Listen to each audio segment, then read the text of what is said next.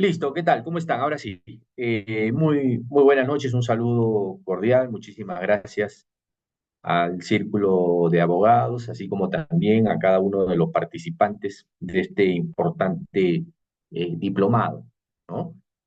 Bueno, me han pedido desarrollar la segunda parte del procedimiento administrativo, que en esencia es toda la estructura, tanto del inicio, el desarrollo y fin del procedimiento sancionador y de alguna forma deseo con ustedes tratar estos temas desde un punto de vista práctico, también desde un punto de vista teórico hasta dogmático, ¿ya?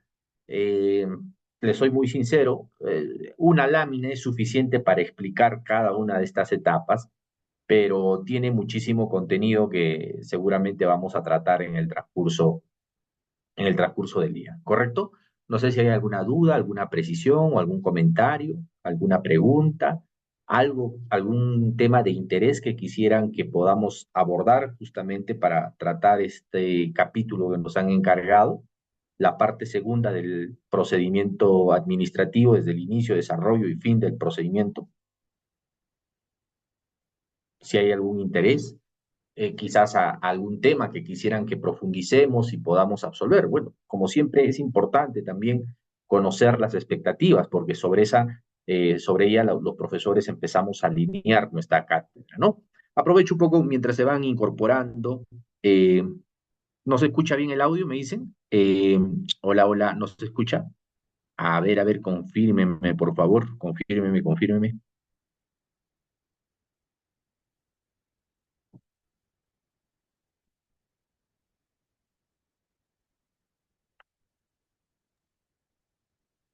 A ver, buenas noches, hoy me podría indicar, buenas noches con todos.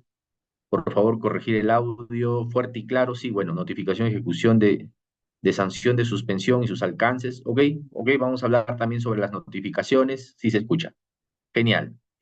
Ok, vamos entonces a hablar sobre las notificaciones.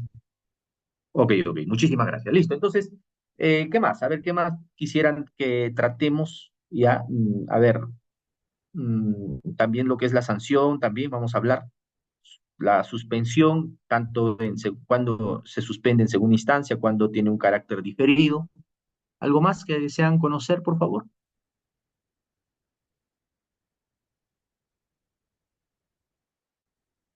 A ver, mientras tanto vamos saludando a Agustín, Alberto, ¿cómo están? Albino, Alexis, ¿qué tal? ¿Cómo están? Qué gusto saludarlos.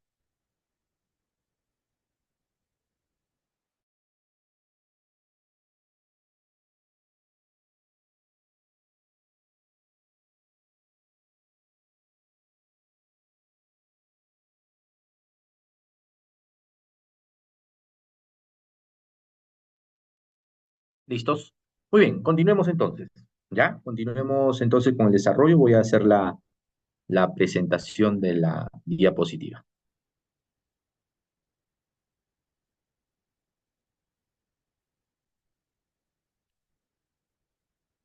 ¿Me confirma si se visualiza, por favor?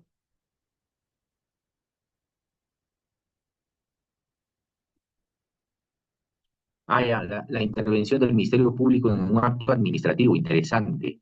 ¿Cuántas veces se puede ampliar los PADs también? Bueno, vamos a hablar un poco de cuántas veces. ¿Qué más? A ver, recursos de reconsideración, apelación y nulidades de los actos administrativos. Bueno, especialmente de la sanción podemos hablar sobre ese tema, interesante, ¿ya?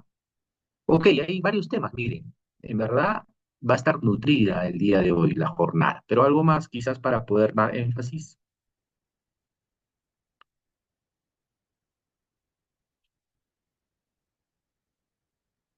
Ok, se ve muy pequeña la pantalla. Una consulta, ¿se ve bien la pantalla? ¿Me confirma, por favor? Doctor, sí se visualiza el PPT, no obstante no está en modo presentación.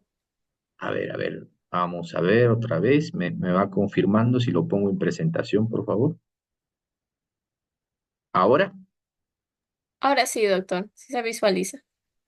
listo, gracias. Ya, a ver, empezamos, ¿ya?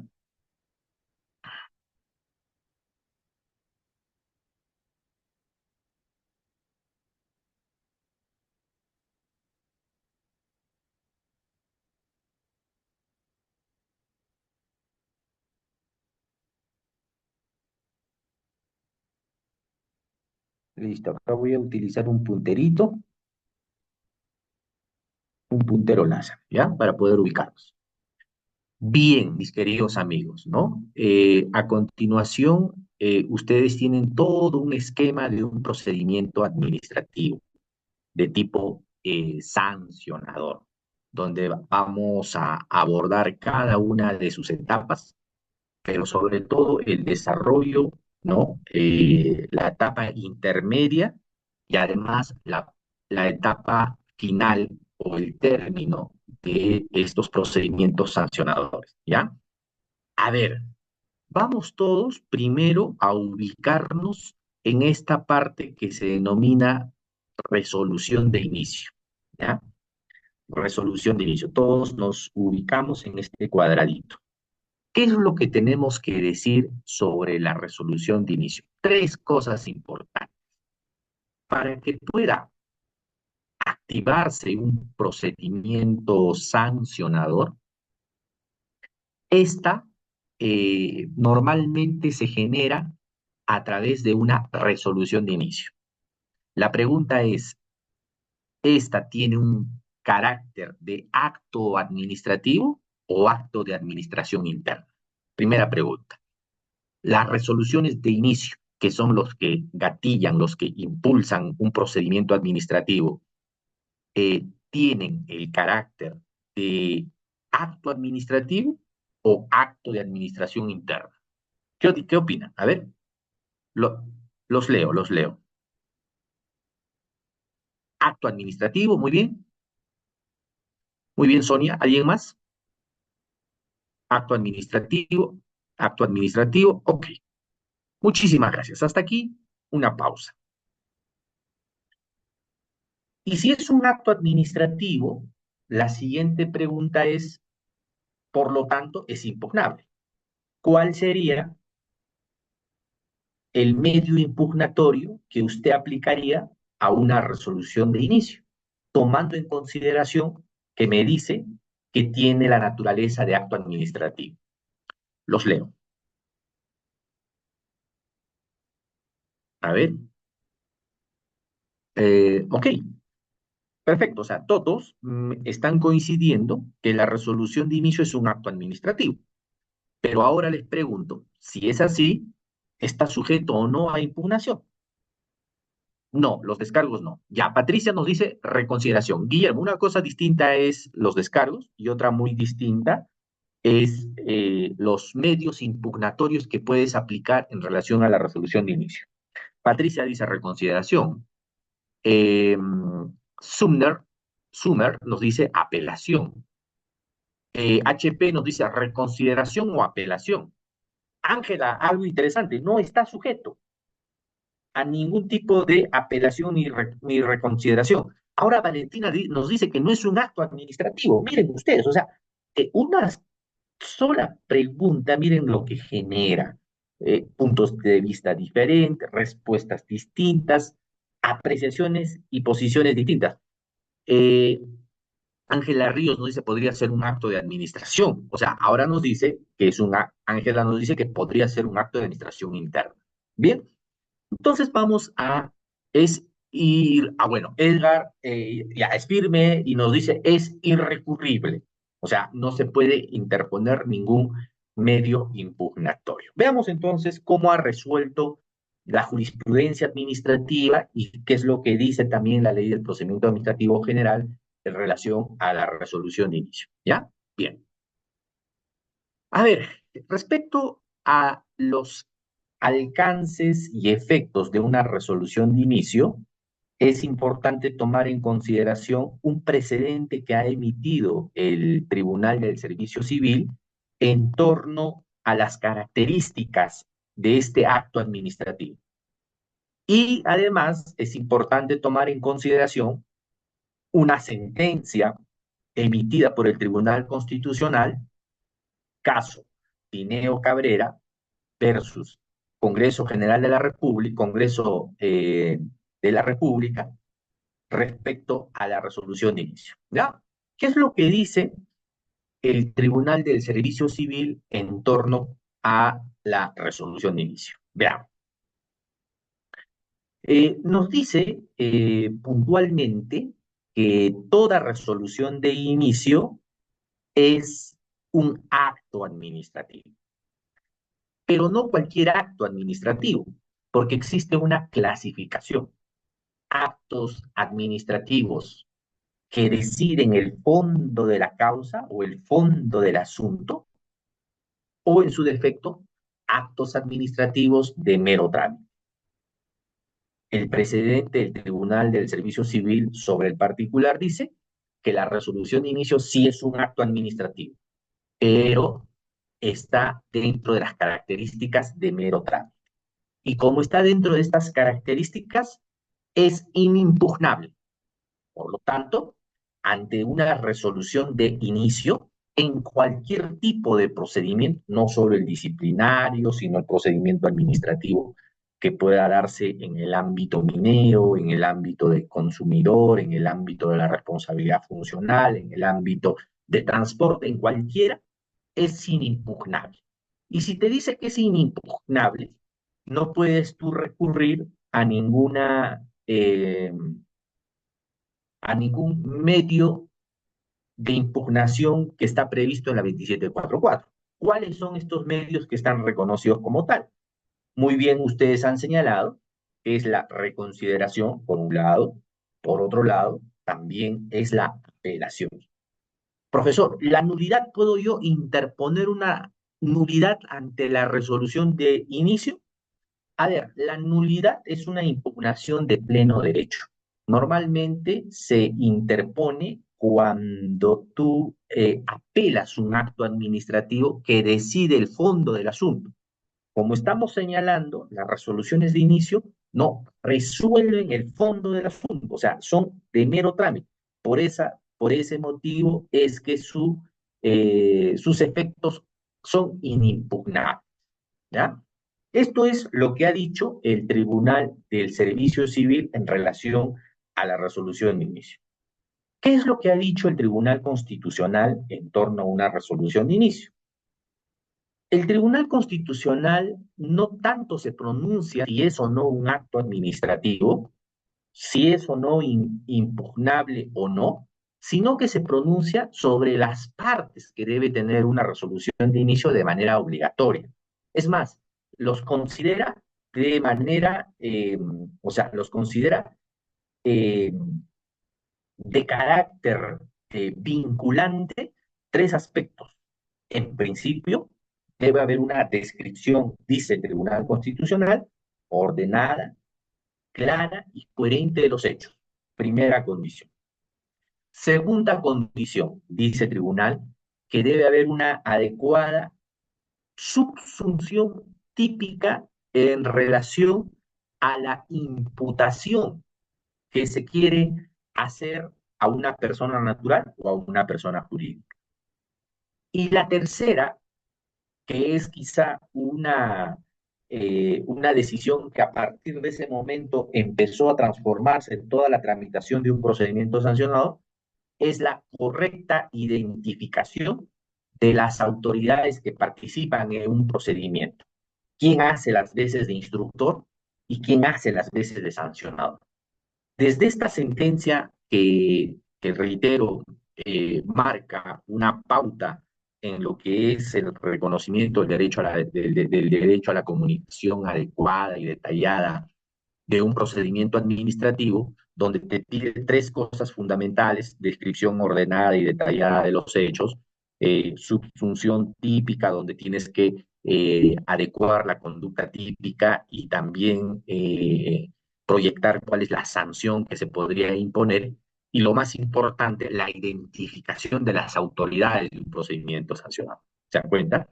Entonces, sobre la resolución de inicio encontramos estos dos grandes pronunciamientos que nos ayudarán un poquito a ordenar toda la tramitación de un procedimiento administrativo. Pero antes de esta resolución de inicio, ¿no? Antes de esta resolución de inicio, también hay una figura que está prevista en la ley del procedimiento administrativo general, que se denomina actuaciones previas, que como ven ustedes muchas veces no le dan el interés y la atención porque En este caso, las actuaciones previas tienen las mismas características de un acto de mero trámite, es inimpugnable. Estas sí son actos de administración interna. ¿Qué quieren decir las actuaciones previas? Es que antes de tomar la decisión de el inicio de un procedimiento sancionador, la autoridad administrativa requiere hacer o sea, necesita contrastar la información, necesita tener información complementaria o necesita hacer diligencias previas, un poco imagínense a las diligencias preliminares para definir justamente si existen o no los elementos suficientes para el inicio de un procedimiento. Pero en la práctica, les soy muy sincero, muy poco las autoridades de un procedimiento administrativo sancionador llevan a cabo esta figura de las actuaciones previas. Estoy casi seguro si es que se incorporara, evitaríamos pues iniciar procedimientos sancionadores, porque en verdad las actuaciones previas es una oportunidad para justamente poder, ¿no? Poder desarrollar o construir una teoría de caso administrativo, ¿ya? Pero hay algo interesante que también tenemos que precisar cuando se inicia un procedimiento administrativo. Eh, los procedimientos administrativos se pueden iniciar a título de parte o de oficio, ¿ya? Es de parte, por ejemplo, cuando hay una denuncia, ¿no? Que normalmente en todo procedimiento administrativo se da como consecuencia de una comunicación ciudadana, que esta además está amparada puntualmente en la Constitución política como un derecho de petición o un derecho también de participar activamente en en el desarrollo de la buena administración, ¿no? Entonces, un procedimiento administrativo puede iniciarse como consecuencia de una denuncia. Es más, hay una ley que se denomina Ley de Protección al Denunciante, ¿ya? La Ley de Protección al Denunciante, que es una ley, la número 20, la ley 29542, es una ley que puntualmente protege a aquel denunciante que identifica hechos ilegales o hechos irregulares que pueden darse o que pueden identificarse a nivel de la administración pública, ¿no? Entonces, en el caso, la nulidad puede ser de la notificación. Ahora vamos leyéndolos a los compañeros. Dice, en este caso, la nulidad puede ser de la notificación del acto administrativo, más no del acto mismo. Ah, bueno, Ángela nos habla sobre el tema de la notificación. Luego llegamos a la notificación, Ángela, cuando tratamos esa parte. Es de parte porque se inicia por solicitud del administrado, ¿no? Bueno, por solicitud del administrado, pero estima que estamos viendo todo lo que es un procedimiento sancionador puntualmente que puede darse como consecuencia de una denuncia. Cuando se dice un procedimiento sancionador, es porque justamente lo que se pretende en este caso es proteger determinados bienes jurídicos que tiene prevista la administración pública, ¿ya? Pero también puede iniciarse de oficio, y cuando se inicia de oficio es normalmente que a través de determinados procedimientos especiales se reconoce a las entidades del sector público potestades de fiscalización. Por ejemplo, se puede iniciar un procedimiento sancionador por responsabilidad funcional como consecuencia de un informe de control, ¿no? Por ejemplo, también se puede iniciar un proceso disciplinario, también como consecuencia de un informe de control. Puede iniciarse un procedimiento sancionador en materia ambiental como consecuencia de una fiscalización ambiental. Puede iniciarse un procedimiento sancionador en materia eh, de beneficios sociales o de laboral como consecuencia de una acta de fiscalización de parte de SUNAFIL. ¿Se dan cuenta? O sea, el procedimiento sancionador en estricto puede darse de oficio a través de estas potestades que se reconoce a las entidades, ya sea un procedimiento, ya sea un informe de control, un informe de fiscalización. un informe técnico especializado, etcétera, dependiendo de cómo se estructure la norma especial o en su defecto como consecuencia de una denuncia, ¿no? Por ejemplo, hay procesos administrativos disciplinarios que se inician como consecuencia de la denuncia. En las acciones previas se puede hacer abocamiento, no, Xiaomi, porque no se notifica, ¿ya? Ojo, las acciones previas no se notifica al administrador, por lo tanto, no es posible abocarse o tomar conocimiento, ¿ya? Así está precisamente regulado en la ley del procedimiento administrativo general, que dicho sea de paso, tiene sus puntos de vista, ¿no? Hay autores como Cristian Guzmán Napuri, que considera que sí, las actuaciones previas deberían comunicarse al administrado, ¿no? Pero hay una posición más garantista que dice el mismo profesor Juan Carlos Morón, que como las actuaciones previas es un desarrollo en torno a una teoría de caso que se va a dar en el ámbito administrativo y que no hay una afectación de derecho, porque todavía no hay ningún tipo de imputación y no hay ninguna vulneración, en consecuencia no debería notificarse. Ya hay dos posiciones que podemos encontrar. Particularmente estoy de acuerdo con la segunda posición, ¿ya? Las actuaciones previas son diligencias preliminares, ¿no? Son iniciativas que la autoridad administrativa, en este caso conocida como instructora, es la que puede llevar a cabo con el propósito de estar convencido de la interposición de los cargos que se le va a imputar al administrado, ¿ya? Por ese motivo, es que las actuaciones previas no podrían estar sujetas a comunicación, porque claro, si tú le pones en conocimiento, obliga necesariamente a que garantice su derecho a la defensa, ¿no? ¿Qué opinan ustedes? A ver, ¿por cuál de las dos posiciones está? A ver qué dicen. Edwin nos dice, cuando se imputa infracción del código de ética, el informe de inicio también debe hacer mención a qué función o deber específico se ha incumplido. Edwin, vamos a hablar esto un poco cuando tratemos su función típica, ¿ya? De una manera así muy puntual. Xiaomi nos dice, en algunas entidades sí se notifica. Es esos casos. Ah, gracias, Xiaomi. Si es que se notifica es porque existe en su procedimiento especial esta habilitación. Y en la ley de procedimiento administrativo general es claro, ¿no? Dice que las actuaciones prohibidas son actos de administración interna, por lo tanto no se notifica. Pero gracias por la precisión, depende mucho del procedimiento especial que se rige para determinado procedimiento. ¿La fórmula de ejecución del PAS es igual para todos los ámbitos? No, no, Julio, vamos a encontrar diferentes tipos de manifestaciones. ¿Qué más? Cuando se imputa la infracción, ya, ok, eso lo vamos a ver ahora en el tema de la imputación. Bueno, entonces, seguimos, ¿ya? Entonces, hasta aquí, mis queridos colegas, hemos tratado tres temas puntuales. Hemos visto los alcances de la resolución de inicio desde la perspectiva de un pronunciamiento emitido por el Tribunal del Servir y además desde la perspectiva del Tribunal Constitucional sobre sus características. Luego hemos hecho una pausa para explicar cuáles son los efectos y la naturaleza jurídica de las actuaciones previas y nos hemos concentrado fundamentalmente en el inicio, en los medios o las situaciones por los cuales puede iniciarse un procedimiento sancionador, que hemos dicho puede darse de oficio o de parte, ¿ya?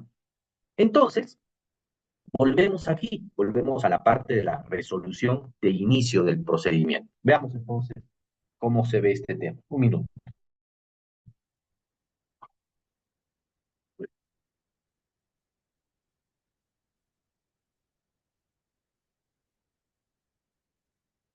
A ver, aquí eh, hay tres aspectos que también se hace necesario comentar sobre la subsunción típica, ¿ya? Y esto viene a colación lo que uno de sus compañeros hablaba cuando se imputa, por ejemplo, en un proceso disciplinario código de ética, los efectos de la notificación, ¿ya? ¿En qué consiste cuando se dice que está correctamente notificado? cuál es la validez de una notificación. Y en tercer lugar, es necesario además hablar de los descargos. ¿Ya? Estos son los tres puntos que vamos a tratar. ¿Ya?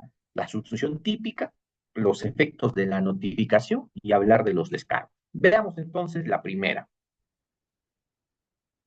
A ver, uno de los principales defectos que encontramos en la tramitación de los procedimientos sancionadores es sobre todo en la parte de la subsunción típica, porque es quizás esta etapa donde el derecho administrativo ha recogido la experiencia del derecho penal para la adecuada subsunción típica. Todos estamos convencidos que los penalistas han desarrollado correctamente la subsunción del tipo penal. Es más, la dogmática penal avanzó significativamente, histórica y significativamente, de cómo debería construirse los elementos del tipo penal, ¿no? Entonces, muchas veces los administrativistas recurrimos en algunos conceptos de la dogmática penal, sobre todo en todo lo que significa el tipo penal, y los vamos trasladando a lo que es la infracción administrativa o el tipo infractor, ¿no? Un poquito para recordarles, son los penalistas quien mejor ha construido los elementos del delito, tanto la acción, la tipicidad, la multiplicidad, la culpabilidad. Es más, dentro de la tipicidad, tanto los elementos objetivos, subjetivos, los elementos concomitantes que finalmente son trasladados al ámbito administrativo. Entonces, en la subsunción típica, mis estimados colegas, es quizá la parte donde los que tramitan un procedimiento administrativo tienen que tener mayor atención, pero sobre todo cuidado. Digo atención porque aquí tenemos que adecuar los hechos, la conducta del infractor a la infracción que podemos, ¿no? Que podemos identificar, ¿correcto? Entonces, en esta parte, ya, en esta parte, se hace necesario, se hace necesario identificar el elemento objetivo, el elemento subjetivo y la descripción de la infracción. Cuando digo descripción de la infracción, tendrá que definirse cuál es la sanción que va a recibir la persona natural o la persona jurídica que está dentro de este proceso, ¿ya?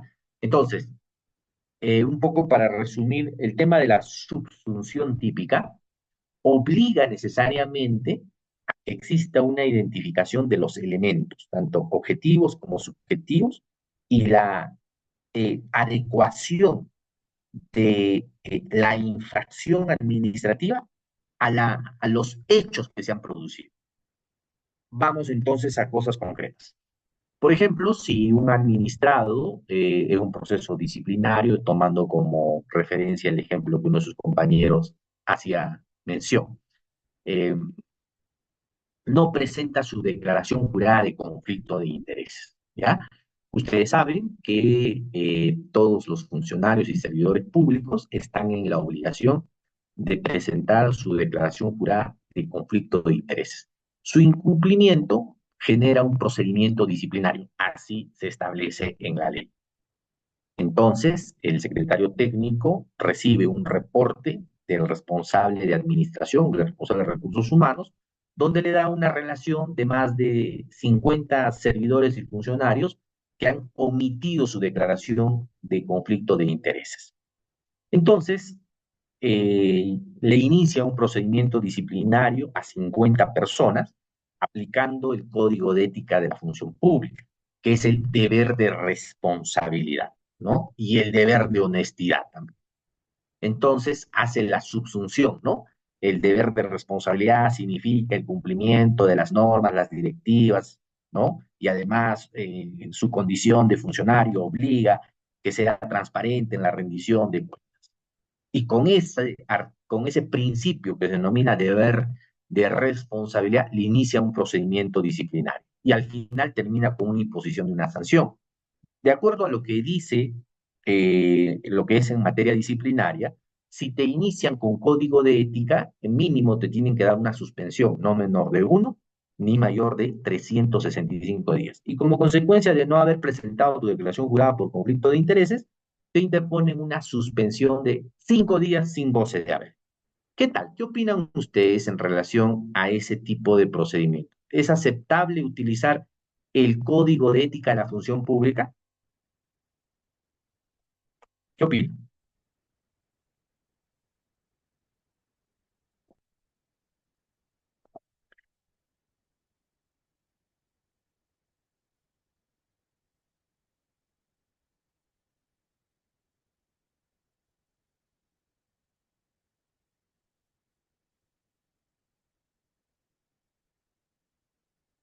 No.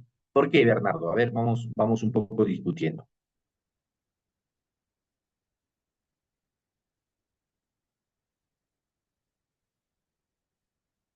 ¿Cuál es el fundamento?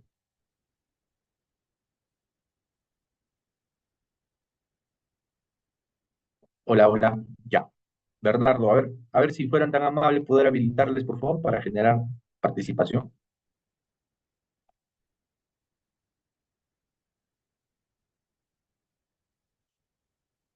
Claro, doctor. Si invitan los participantes, por favor, a levantar la manita a efectos de habilitar el audio de forma ordenada.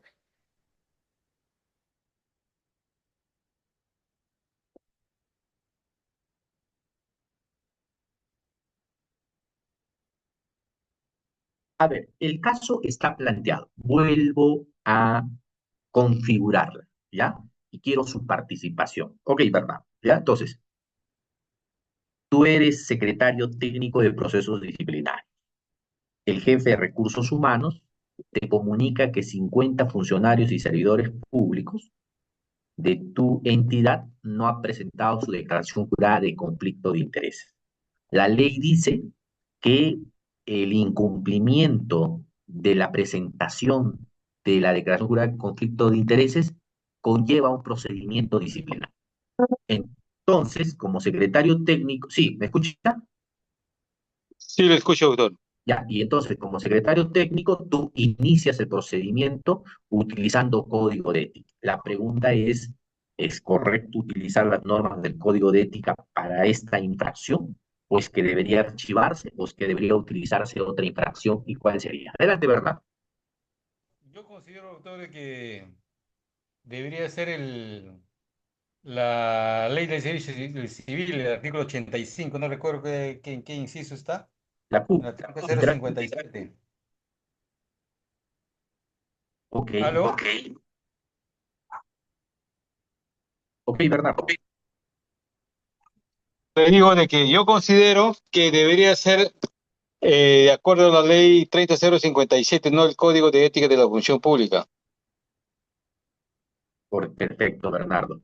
¿Qué nos dice Samuel Wilson Bernal? Nos dice, no, por ser norma supletoria, debe de utilizarse, o sea, no debe usarse, entiendo Samuel Wilson, el código de ética, y debe utilizarse la ley de servicio civil, ¿correcto?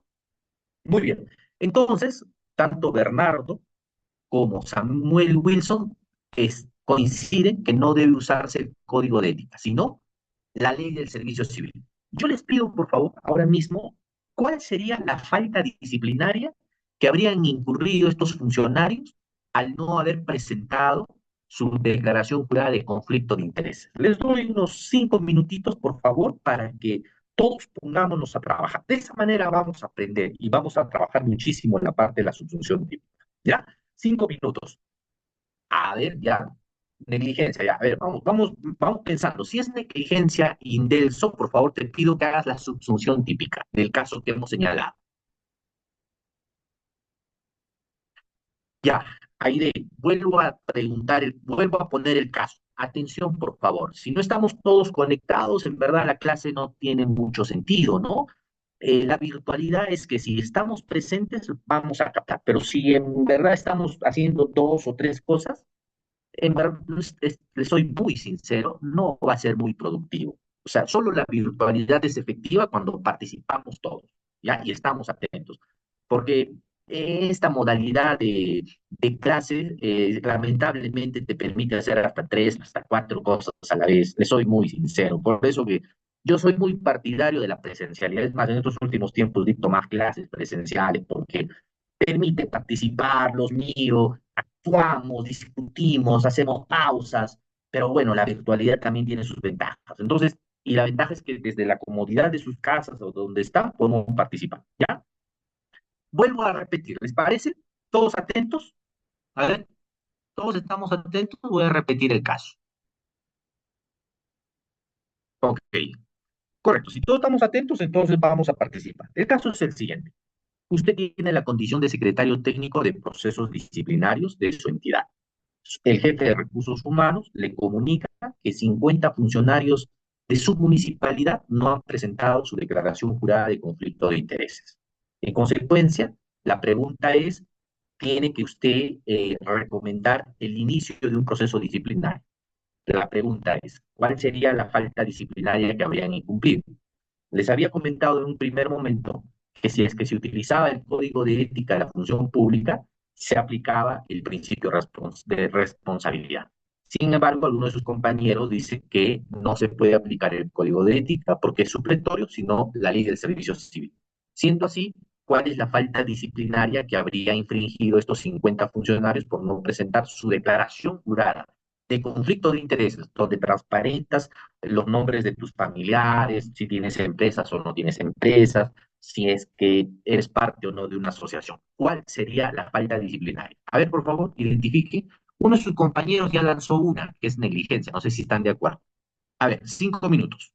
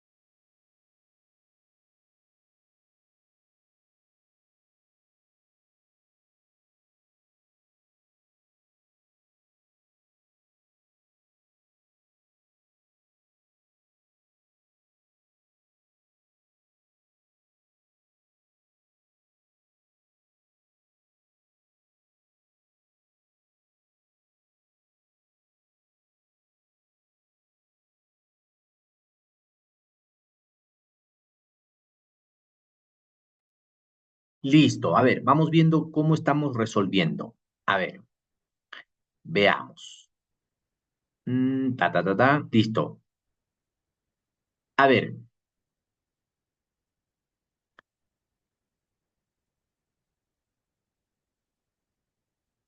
vamos viendo. Sonia dice omisión, María Romero dice negligencia. A ver, un minutito, voy tratando de leerlos a todos. Negligencia, amonestación escrita hasta suspensión o destitución. Bueno, esos son los efectos. Hay otro compañero que nos dice, eh, con la ley servil, la falta Q, las demás que señale la ley y precisamos la ley que establece la obligatoriedad de presentar declaraciones juradas. Bien, por otro lado nos dice, a ver, un minutito, vamos a tratar de ampliar esto para poder leer de todos.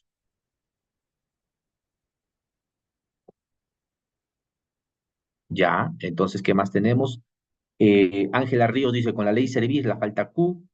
Agustín, Agustín Rodas nos dice, para procesar a este servidor, la Oficina de Recursos Humanos debe imputar el incumplimiento de deber tipificado en la Ley de Servicio Civil, utilizando como norma complementaria la 31227, el cual establece la obligación específica que fue vulnerada. Falsedad ideológica, sería una omisión de responsabilidad administrativa. Gisela nos dice, la sanción administrativa se encuentra a cargo de la Contraloría, la cual se aboca a la ley. Ah, interesante. La falta de la ley servil es la Q y demás que señale la ley y precisamos ley que establece la obligatoriedad de presentar declaraciones juradas de intereses. Incumplimiento de los deberes y obligaciones, mira, sancionamos. Incumplimiento de deberes, conducta típica, incumplimiento. La conducta se subsume omitir la presentación de declaración jurada de conflicto de intereses exigidas por la ley. Ah, miren, JL nos dice, acá está la infracción administrativa, miren, omitir la presentación de la declaración jurada de conflicto de intereses exigida por la ley, vulnerando los principios de transparencia, probidad e integridad en la función pública. ¿Ya? ¿En qué artículo está eso, JL? ¿Y qué ley? Otros dicen artículo 85. Francisco López, inobservancia de normas internas y legales, incumplimiento de obligación. ¿Qué más?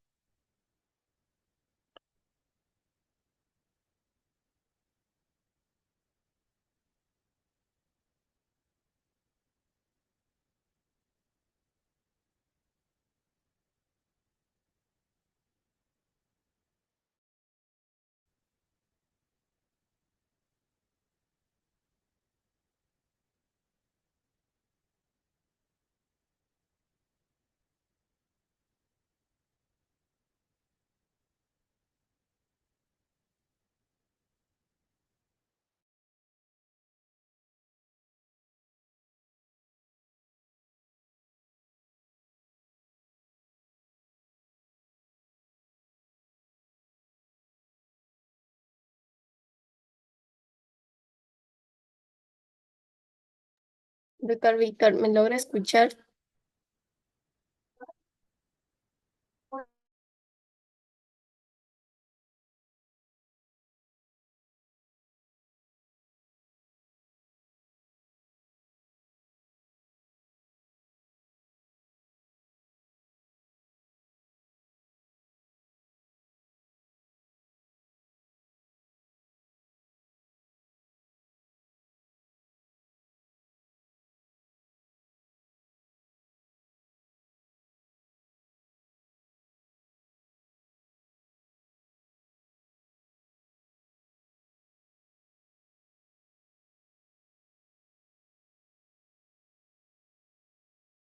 Doctor, ¿su audio está apagado?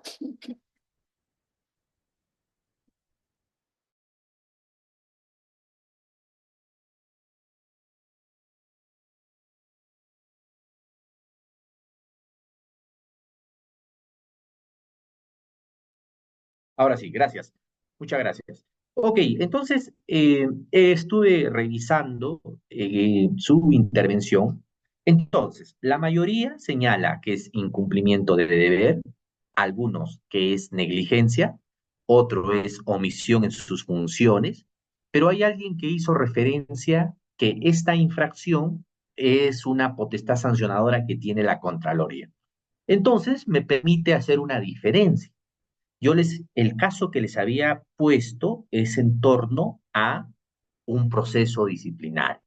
Y un proceso disciplinario puede iniciarse como consecuencia de una comunicación de un superior o en su defecto de alguna autoridad, como el caso que ha sucedido, el jefe de recursos humanos comunica al secretario técnico la omisión de la presentación de la declaración jurada de conflicto de intereses o como consecuencia de una denuncia. Sin embargo, para que la Contraloría pueda intervenir, tiene que nacer como consecuencia de un informe de control. No nace como consecuencia de una denuncia o como una disposición quizás de alguna autoridad de la misma institución o de alguna autoridad administrativa, ¿no? Solo como consecuencia de un informe de control.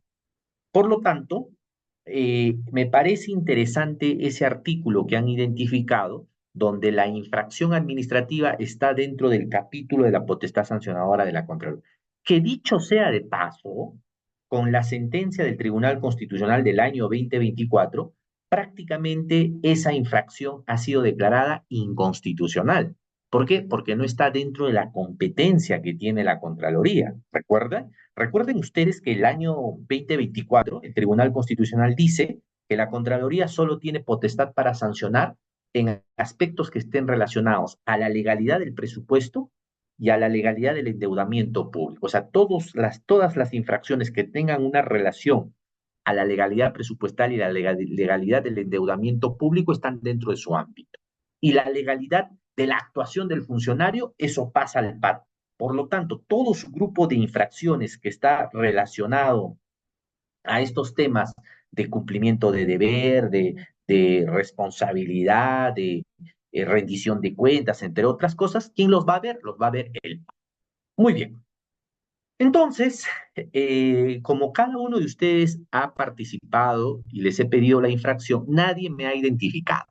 Porque para que exista una infracción, para que exista una adecuada subsunción típica, debería existir una falta disciplinaria, ¿ya?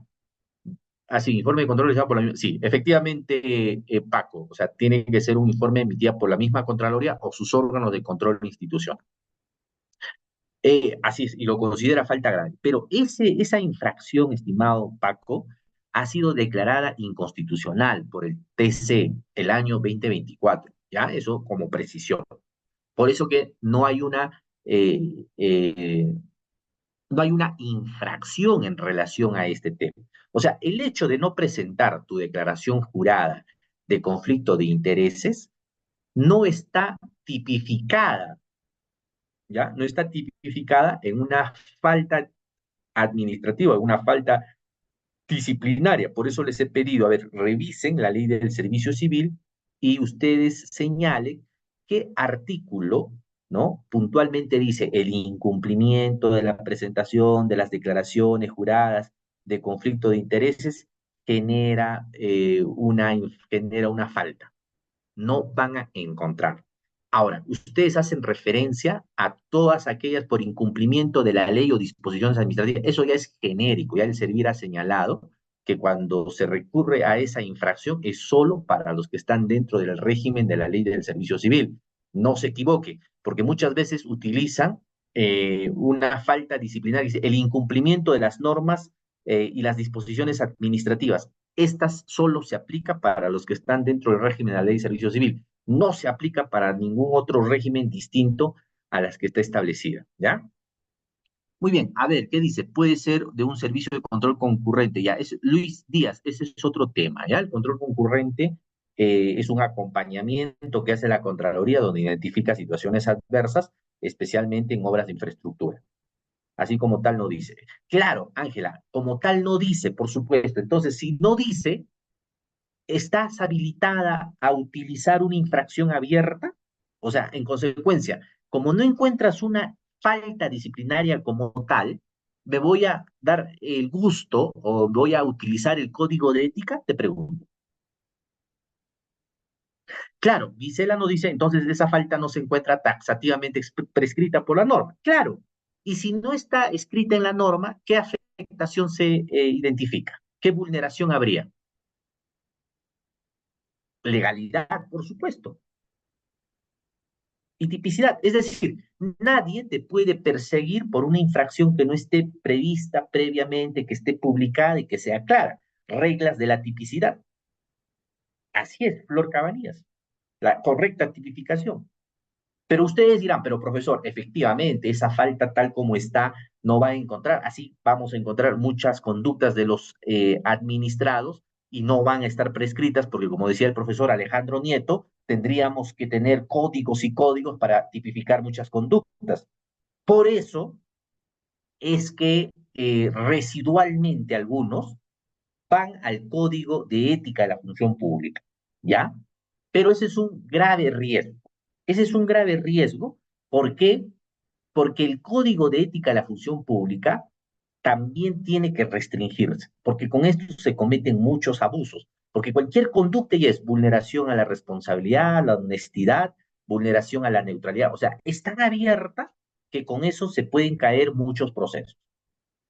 ¿Cuál es en consecuencia la salida? Como dice Ángela Ríos. Aquí, mis estimados colegas, al no existir una conducta correctamente tipificada, no puede ser sujeto de persecución. Existía sí en las infracciones que estaba a cargo de la potestad sancionadora de la Contraloría. Ahí sí estaba expresamente señalada la conducta que acabo de comentar, el incumplimiento de la presentación de la declaración con el conflicto. En esta sí estaba expresamente señalada, pero ya les estoy comentando que el TC estas la ha declarado inconstitucional.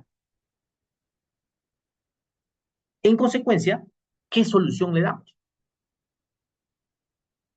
La solución, mis queridos amigos, aquí es que exista si queremos nosotros castigar y sancionar a todos esos funcionarios que no presentan su declaración jurada por conflicto de intereses, primero, la solución tendría que cada entidad regularlo en su reglamento interno de trabajo o en sus normas internas.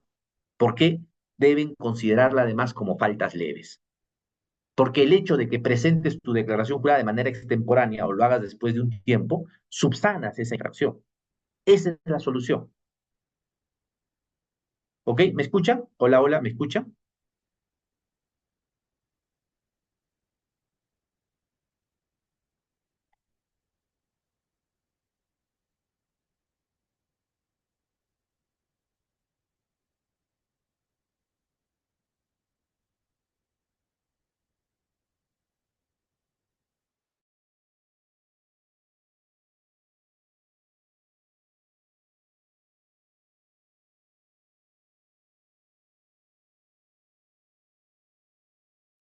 ¿Ok?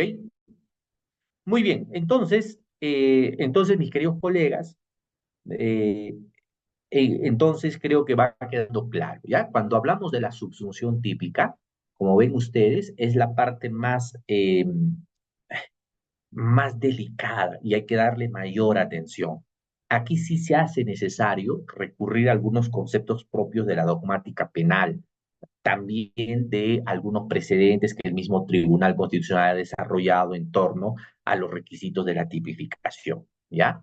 Esto es fundamental porque si no, estas situaciones pueden ser sujetos de nulidad que se da ante una segunda instancia o ante el mismo Poder Judicial a través de una revisión de todas estas decisiones a través del contencioso administrativo, o en su defecto el Tribunal Constitucional puede hacer una revisión también de algunos procedimientos especiales que no están tipificando correctamente.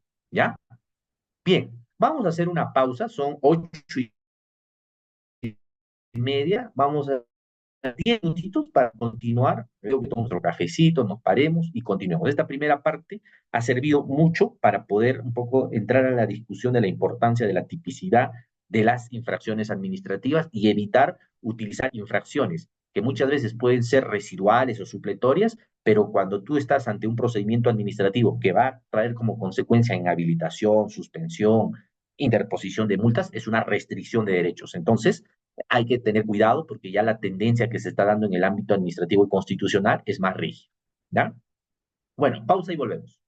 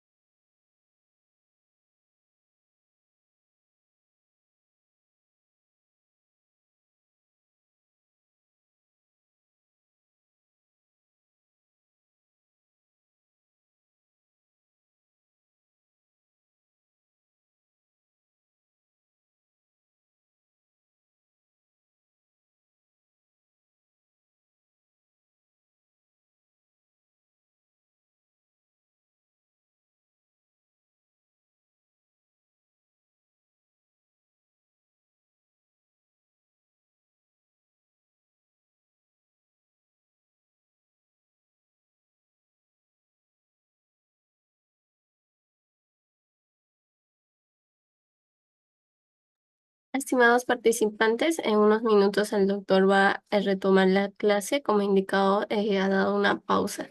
¿Sí? Esperamos con calma, por favor.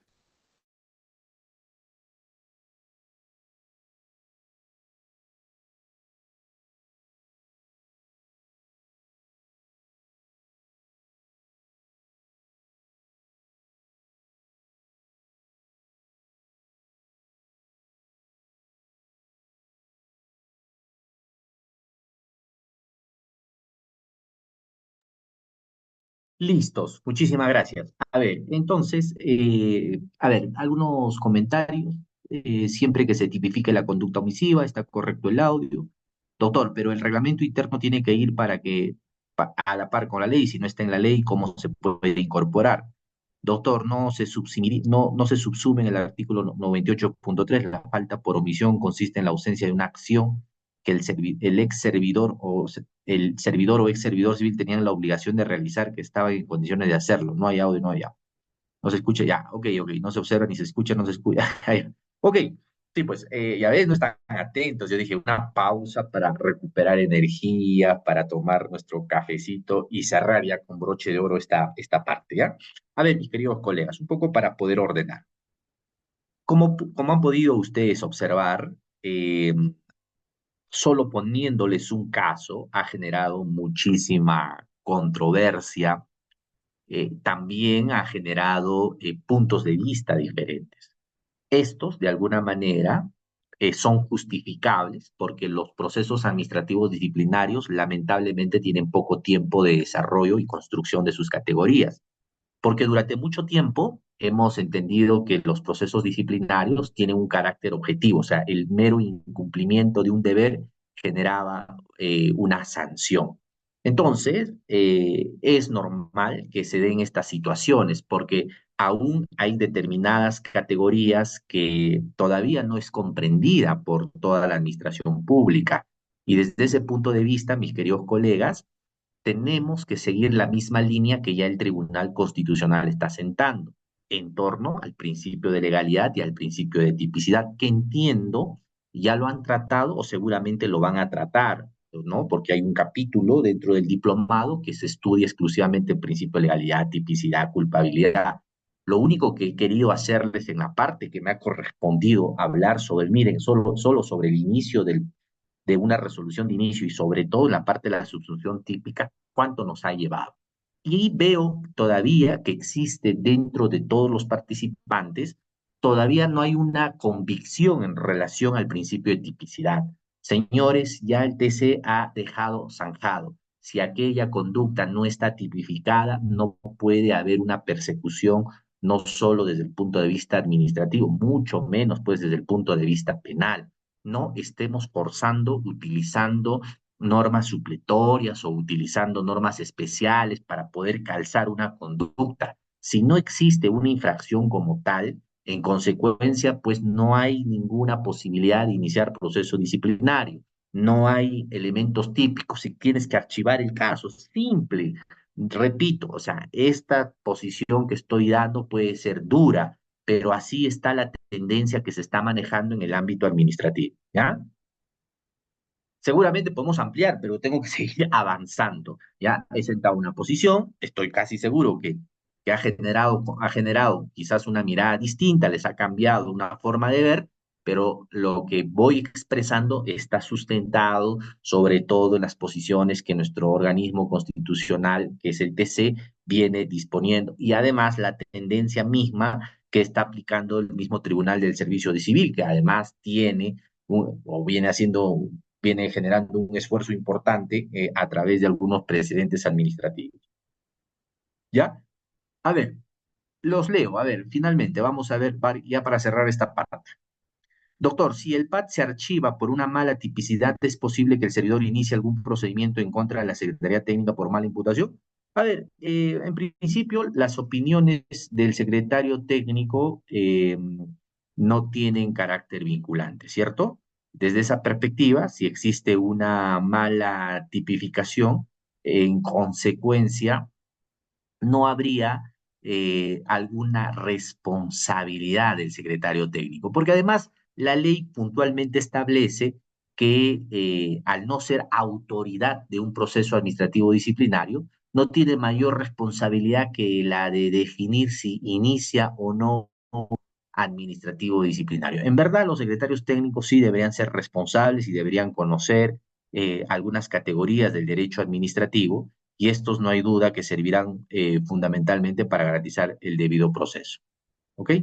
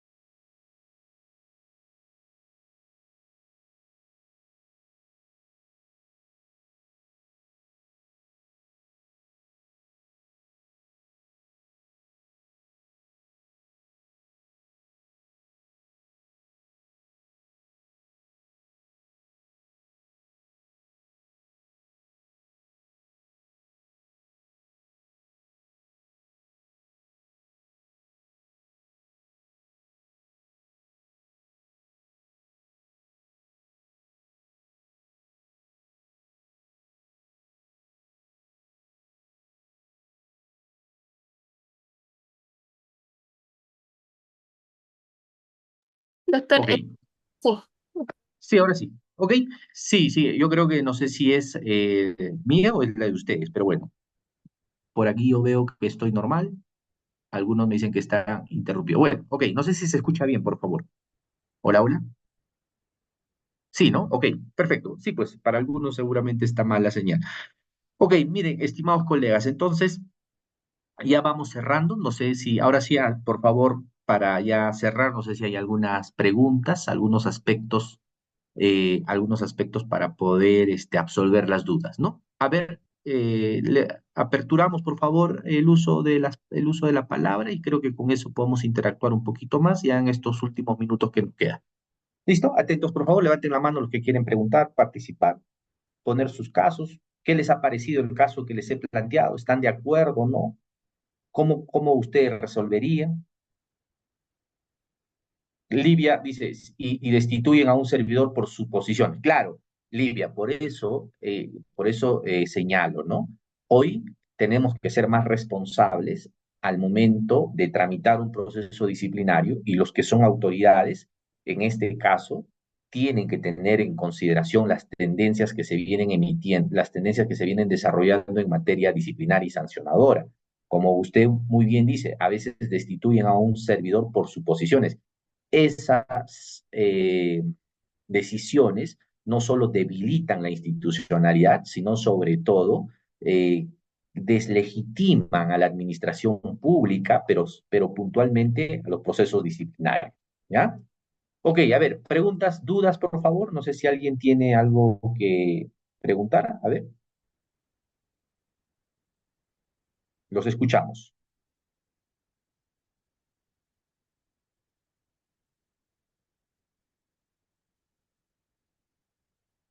Sí, Bernardo, adelante, Bernardo, te escuchamos. Ahora te habilitan.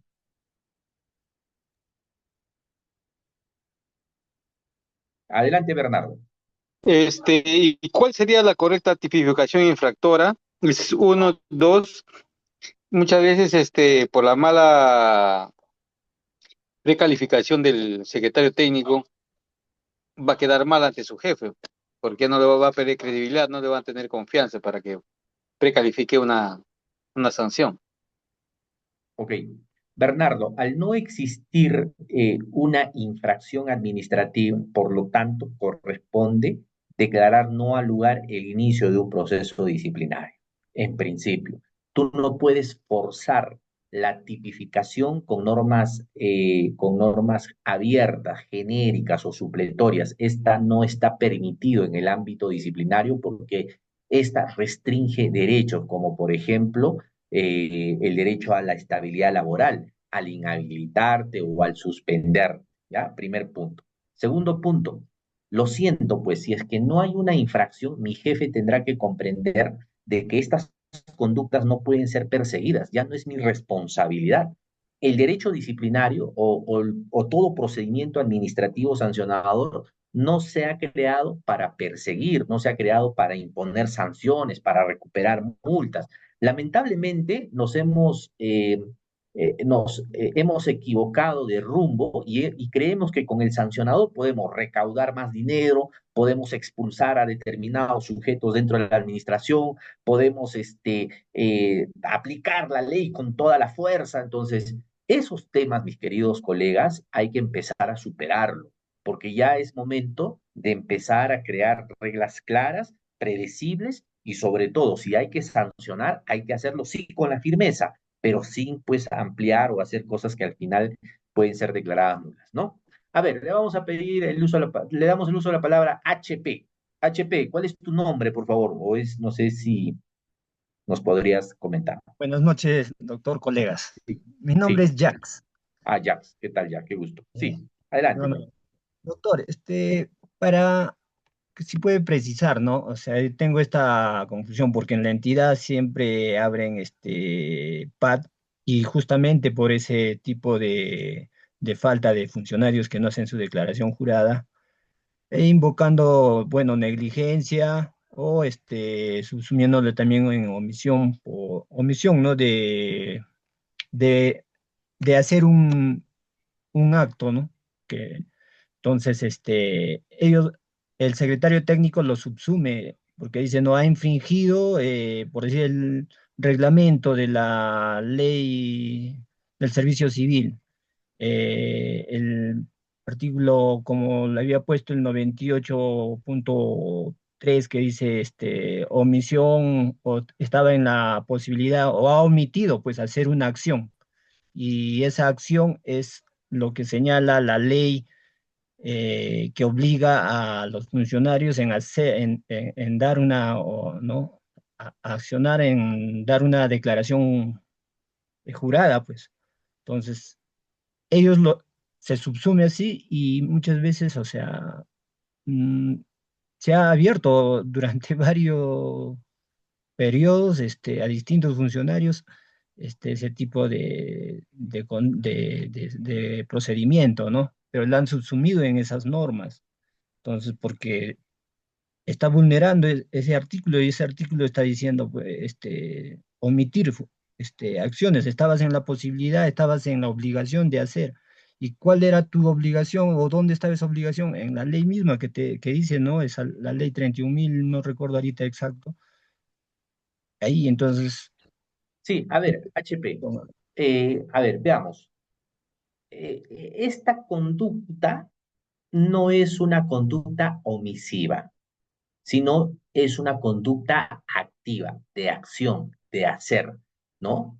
Presentar la declaración jurada no es omisiva. En consecuencia, cuando utilizas una infracción de esa naturaleza, estás forzando. Ahora, también algunos señalan negligencia, que me hace referencia.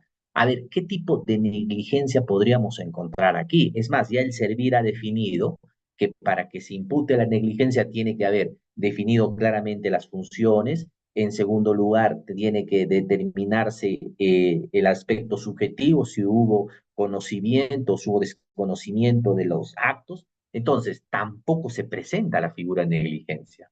Por eso, insisto, durante mucho tiempo, no solo por este caso que les estoy comentando, sino que me ha parecido interesante ponerlo a discusión, pero así podríamos seguramente incorporar otros casos y vamos a entrar a este dilema, ¿no? Algunos dicen acá en las preguntas, doctor, o sea, el secretario técnico no tiene ninguna responsabilidad. No, no es que no tenga responsabilidad, sino que la ley al secretario técnico, como no es autoridad administrativa, no, sus decisiones no tienen un carácter que vinculen, porque finalmente es la autoridad instructora quien puede aceptar o no la recomendación del secretario técnico, ¿ya? Claro, tiene que ser responsable, por ejemplo, no permitir que sus plazos prescriban, ¿no? Ahí sí le inician un proceso disciplinario al secretario técnico a través de un secretario técnico suplente que tendrá que designarse. Por ejemplo, ahí sí es responsable especialmente en el control de los plazos, ¿no? pero en relación a su decisión, que determinadas conductas se inicien o no, se archiven o no, no es su responsabilidad. ¿Ya? A ver, vamos entonces a cerrar con las tres últimas intervenciones. Adelante, Idelso Ruiz, te escuchamos.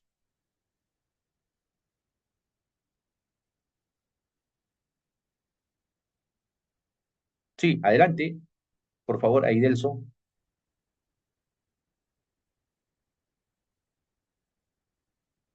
Adelante, Idelso. Por favor, a ver a Idelso si fuera tan amable de habilitarle. O si no, a Wilder Rodríguez, por favor. A Wilder Rodríguez. Sí, Adelante, doctor, buenas Wilder. noches. Sí, hola Wilder, ¿qué tal? Te escuchamos. ¿Sí, me escucha, doctor? Perfecto. Doctor, buenas noches, un gusto escuchar la excelente ponencia. Eh, bueno, Gracias. tengo una duda en el respecto, cuando ya se inicia el proceso administrativo disciplinario, Ujú. llega a un ámbito donde ya prácticamente está para ejecutarse, para firmarse la resolución que lo hace la autoridad superior. En este caso, hablemos de una UGEL, por ejemplo, ¿no? Ya la comisión de procesos ya dictaminó que hay una sanción, lo eleva para que firme prácticamente, creo que 5 días, bajo responsabilidad penal, me parece. Pero esta UGEL, hay abstenciones, me parece que por jerarquía, por cuestiones personales, creo que se abstienen. Entonces esta UGEL deriva a otra UGEL, digamos, de 4 deriva a la UGEL 3, para que ellos, a través de ellos se firme esa sanción administrativa. Pero esta UGEL 3, digamos que lo devuelve a la gerencia ya, o sea, a la gerencia, porque no es su competencia. Bueno, ellos también hacen su... Pero ¿qué pasa cuando ya el plazo, porque el plazo creo me parece son 5 días, no sé si estoy en lo correcto, ¿qué pasa cuando ya lo derivan a la gerencia regional y los plazos ya se están venciendo? ¿Qué, ¿Cuál es el nexo jurídico? ¿Qué es lo que procede? Ujú. Ok, Wilder, a ver, en principio, ¿no? No solo las normas especiales, sino sobre todo la ley del procedimiento administrativo general establece las reglas de la abstención, ¿no? Cuando hay un interés manifiesto, cuando hay algún familiar, cuando hay algún grado de animalversión, algún grado de jerarquía que pueda, o alguna situación que pueda restringir y sobre todo generar una libertad en la toma de decisiones. Es importante, sí, advertir esta figura, porque si en caso contrario no te abstienes, es peor, porque genera un grado de responsabilidad, un conflicto de interés que podría hasta ser procesado penalmente. Entonces es muy delicado, ¿ya? Es más, la figura de la abstención, como comprenderán ustedes, esta se recoge de las normas del proceso civil. Hay algunas figuras del proceso civil, no solo la abstención, sino también la recusación, que han sido incorporados a la ley de procedimiento administrativo general, incluido el tema de la figura de la prescripción y la caducidad, que son reglas típicas del proceso civil y que estas las hemos traído a la ley del procedimiento administrativo general. Entonces, en el caso que usted señala, si existe una presentación de una abstención, primero tiene que haber una autoridad que resuelva esa abstención, porque yo no puedo decir me abstengo porque me da la gana, pues no, no, la abstención tiene primero que ser motivada, justificada y objetiva.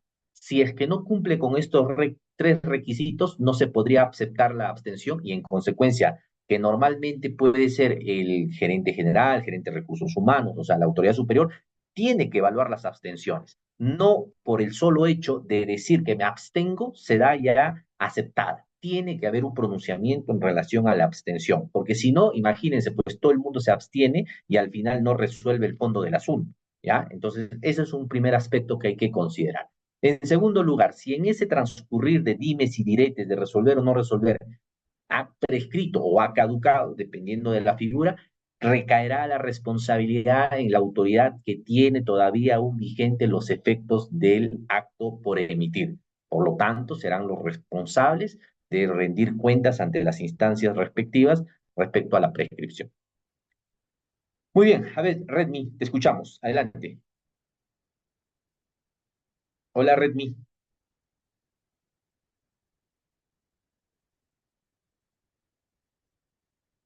Redmi, por favor, a ver, vamos a habilitarle.